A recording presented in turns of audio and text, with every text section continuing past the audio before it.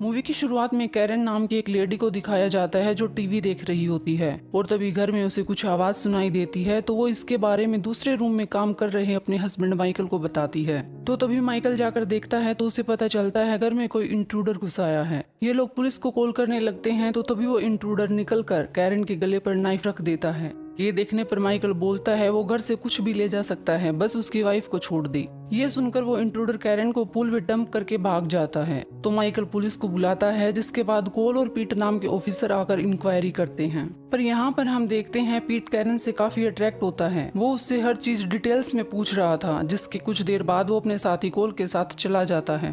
अब इस घटना से कैरन काफी डर जाती है तो ये घर में सिक्योरिटी अलार्म सिस्टम लगवाते हैं जिसे पीट ही इंस्टॉल करवाता है और इस तरह पीट इस फैमिली के थोड़ा और करीब आ जाता है। और जब पीट माइकल और कैरन के साथ बात कर रहा होता है तो माइकल बोलता है उसे उस इंट्रूडर से बदला लेना है। उसकी हिम्मत कैसे हुई उसकी वाइफ के गले पर नाइफ रखने की। ये सुनकर पीट माइकल को अपने और कोल के साथ नाइट राइडिंग के लिए ले जाते हैं ताकि वो इस इंट्रूडर को भी ढूंढ सके। ये लोग बीच में छोटे मोटे कई मामले सुलझाते हैं जिसके बाद इन्हें उस इंट्रूडर का पता चल जाता है जो माइकल के घर में घुस आया था। वहाँ पहुँचने पर वो इंट्रूडर इनसे माफी मांगने लगता है पर पीट माइकल को उससे बदला लेने को बोलता है ताकि आगे से वो उनके घर के बारे में सोच भी न सके। पर यहाँ इंट्रूडर की हालत देखने पर माइकल को उस पर रहम आ जाता है तो पीट खुद ही उस आदमी को बुरी तरह पीटने लगता है। माइकल ये देखकर शॉक था। उसे लगता है पीट को मेंटली प्रॉब्लम है, इसलिए वो गुस्सा होकर उससे और उसकी वाइफ से दूर रहने को बोलता है। पर वही रात को हम देख सकते हैं पीट अब कैरन के पीछे पड़ चुका था। वो नाइट में भी उनके घर पर नजर रखता है और जब अगली सुबह कैरन पूल में स्विमिंग कर रही होती है तो पीट मौका देखकर उसके पास आता है। वो बताता है कि उसने उस इंट्रूडर को काफी पीटा जिसने उसके गले पर नाइफ रखने की हिम्मत की थी।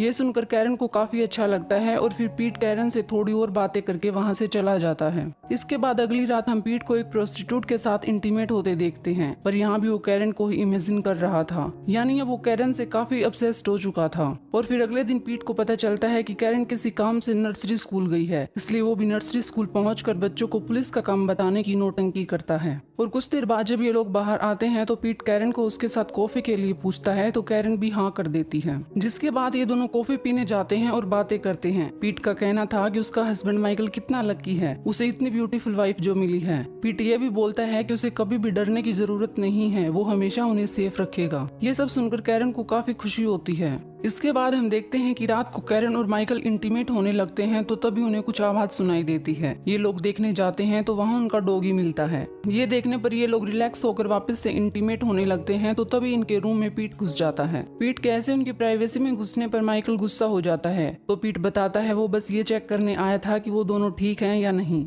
अब पीट की इस गंदी हरकत के कारण माइकल उसके खिलाफ FIR कर देता है। तो पीट का सीनियर ऑफिसर बताता है कि पीट ने अपनी रिपोर्ट में लिखा है कि उसे उनके घर का सिक्योरिटी अलार्म सुनाई दिया था, इसलिए ही वो चेक करने गया था। ये सुनकर माइकल बोलता है कि ये सब उसने झूठ लिखा है, ऐसा कुछ नहीं था। तो वो ऑफिसर पीट के खिलाफ इस चीज की इन्वेस्टिगेशन करने को बोलकर माइकल को घर भेज देता है। इसके बाद माइकल अपने लॉयर से मिलता है जिसे सारी बात बताने पर लॉयर उसे बोलता है कि अभी के लिए वो ये सब खत्म कर दे, अगर आगे से पीट ने कुछ ऐसा वैसा किया तो फिर वो उनके खिलाफ एक्शन लेंगे। ये सुनकर माइकल पीट से मिलकर सॉरी बोलता है और कहता है कि वो अपनी FIR वापस लेने को तैयार है। तो तभी पीट उस पर गुस्सा होकर गन तान कर बोलता है कि वो उससे नफरत करता है। पीट यहाँ कैरन की तारीफ करके बोलता है कि वो इतनी ब्यूटीफुल वाइफ के भी लायक नहीं है। अब ये सुनकर माइकल को कैरन पर शक होता है तो वो उससे इस बारे में पूछता है तो कैरन बताती है वो बस एक बार ही पीट के काफी फोर्स करने पर उसके साथ कॉफी पीने के लिए गई थी, पर उसे अब काफी बुरा लग रहा था, पीट इतना घटिया इंसान है। इसके बाद माइकल पीट के उस पर गन तानने के बारे में ऑफिसर कोल को बताता है तो कोल पीट को समझाने लगता है उसे उस फैमिली का पीछा छोड़ देना चाहिए। पीट भी इसके लिए तैयार हो गया था, इस चीज का बस वो नाटक करता है। और फिर पीट कोल को लेकर एक क्रिमिनल को पकड़ने जाते हैं तो पीट क्रिमिनल की जगह कोल को शूट कर देता है क्योंकि अब वो उसके और कैरन के बारे में जान चुका था। इसके बाद वो उस क्रिमिनल को भी ठोक कर क्राइम सीन को ऐसे दिखाता है जैसे कोल और क्रिमिनल ने एक दूसरे को ही मार डाला हो।